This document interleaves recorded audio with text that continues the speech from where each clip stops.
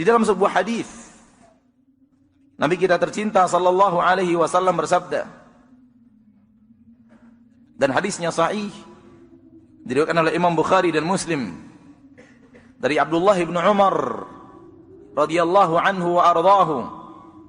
Berkata Nabi kita tercinta sallallahu alaihi wasallam, saudaraku dengarkan,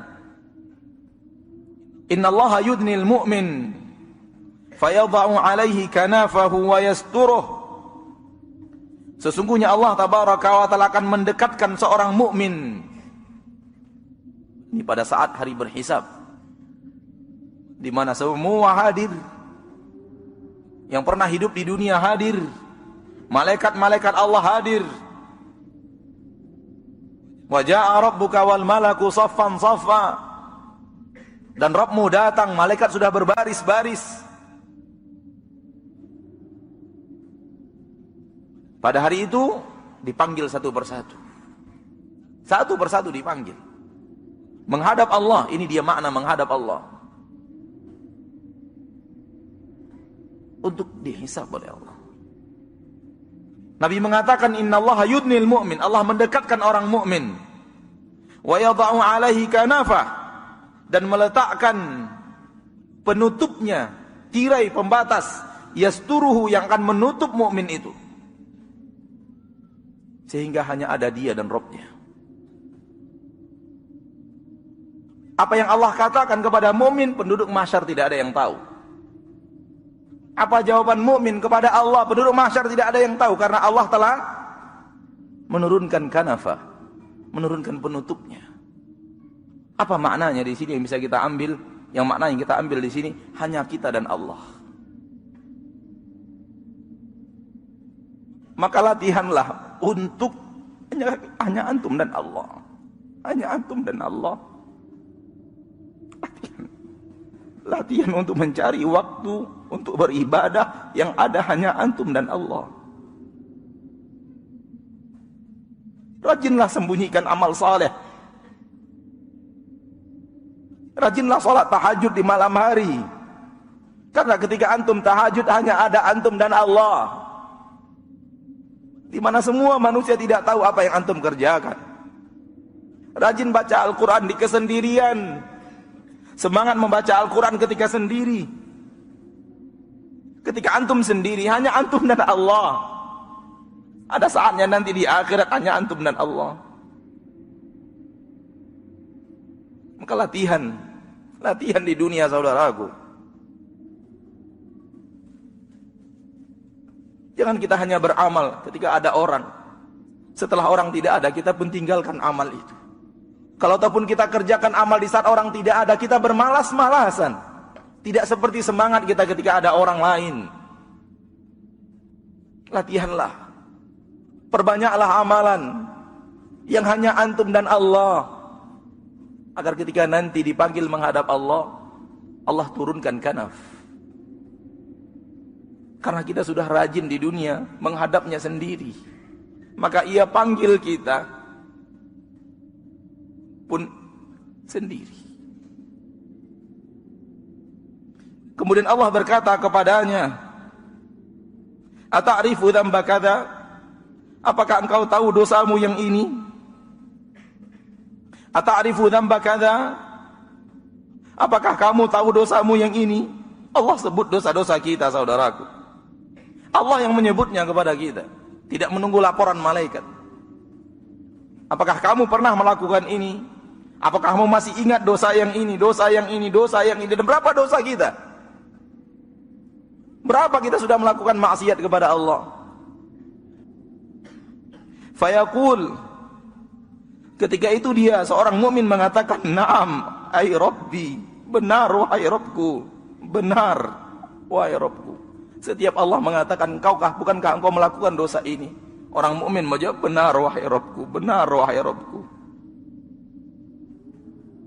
Hatta idza qarrarahu bidzunubihi, sehingga dia ketika dia telah menyampaikan dan mengakui dosa-dosanya, wa ra'a fi nafsihi annahu halak, dan dia sudah yakin dan merasa di dalam dirinya dia akan hancur dan binasa.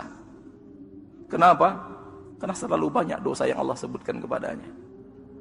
Terlalu banyak dosa kita yang disebut oleh Allah. Kalau ini adalah nasib kita, maka orang mukmin merasa dirinya sudah hancur.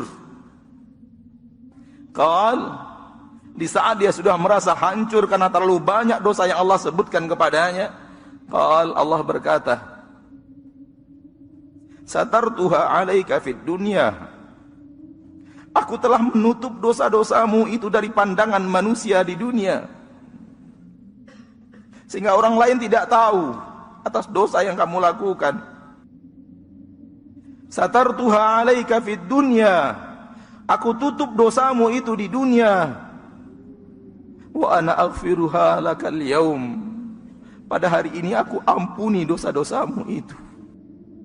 Ya akhi, antum berbuat maksiat, kita berbuat maksiat, dan orang tidak tahu bukan karena kita pandai menyimpannya, namun murni karena Allah menutupnya. Kalau Allah membukanya, dengan sekejap mata Allah bisa lakukan apapun untuk membuka aib kita.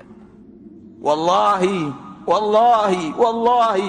kalau aib kita dibuka oleh Allah, kita akan diludahi manusia. Begitulah kita dengan dosa kita yang terlalu banyak.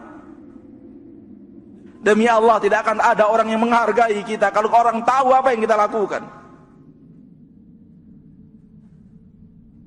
Namun Allah pengasih dan penyayang, yang menyayangi kita dengan menutup aib-aib kita. Maka jangan pernah merasa menjadi manusia suci. Jujurlah kepada diri antum dan jujurlah kepada Allah apa yang telah antum lakukan. Jujur kepada diri sendiri apa yang telah kita lakukan. Dan bagaimana kalau yang kita lakukan itu orang tahu, Allah bukakan. Demi Allah, kita tidak tahu di mana mata kita ini harus, kemana wajah kita harus kita sembunyikan. Karena hanya di akhirat kelak, orang yang selalu menghadap Allah di kesendirian dan minta ampun, minta maaf kepada Rabb-Nya, mereka lah yang akan mendapatkan apa yang dikatakan Rasulullah SAW dalam hadis yang sahih dari Imam Bukhari dan Muslim ini. Allah panggil menghadap, Allah turunkan penutup, hanya Dia dan Rabb-Nya. Hanya Dia dan Rabb-Nya. Ya akhi, rajin-rajinlah antum melakukan amalan, hanya antum dan Rabb antum, yang lain tidak ada. Istri tidak ada, anak tidak ada, saudara tidak ada, sahabat tidak ada. Tak ada manusia kecuali hanya Anda dan Allah. Supaya di akhirat itu yang Allah akan lakukan kepada kita. Rajin-rajinlah minta ampun di dunia, supaya di akhirat benar-benar ketika kita minta maaf kepada Allah, Allah maafkan dosa dan kesalahan kita. Nabi melanjutkan, wa ammal kafir, adapun orang kafir, wal munafiqun, dan orang-orang munafik, fayaqulul ashhad, berkata saksi-saksi, mereka tidak diturunkan penutup, dikata saksi-saksi, haula'il ladzina